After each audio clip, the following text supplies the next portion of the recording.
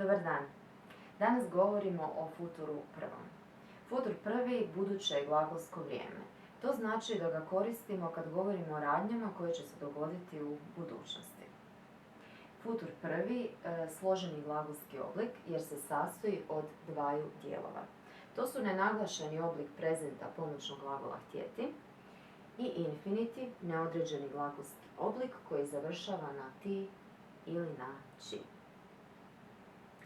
Nenaglašeni oblik prezenta pomoćnog glagola htjeti glasi ovako. Ja ću, ti ćeš, on, ona, ono će, mi ćemo, vi ćete, oni, one, ona će.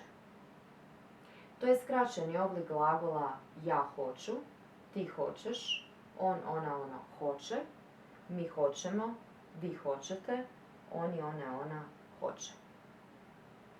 Drugi dio futura prvog je infinitiv, to je neodređeni glagolski oblik koji završava na ti ili na či.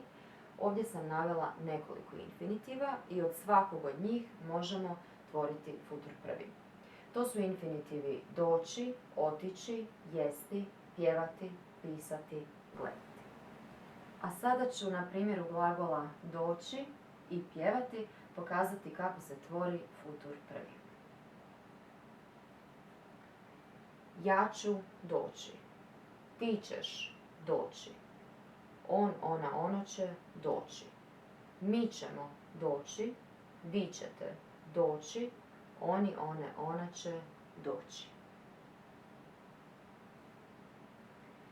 Ja ću pjevati, ti ćeš pjevati, on, ona, ono će pjevati, mi ćemo pjevati, vi ćete pjevati, oni, one, ona će pjevati.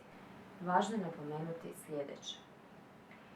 Ukoliko se infinitiv koji završava na ti nađe na prvom mjestu u futuru prvom, a nenaglašeni oblik prezenta pomoćnog glagola htjeti na drugom, zadnje i u infinitivu će se izgubiti. Dakle, ću jesti, ali jest ću. Ću pjevati, ali pjevat ću. Ću gledati, ali gledat ću. U ovim slučajevima gubi se zadnje i u infinitivu. Kod infinitiva na či to nije slučaj. Oni će sačuvati i u jednom i u drugom poretku. Ću doći, doći ću. Ću ići, ići ću. Dakle, kod infinitiva na či unutar futura prvog zadnje i se ne gubi.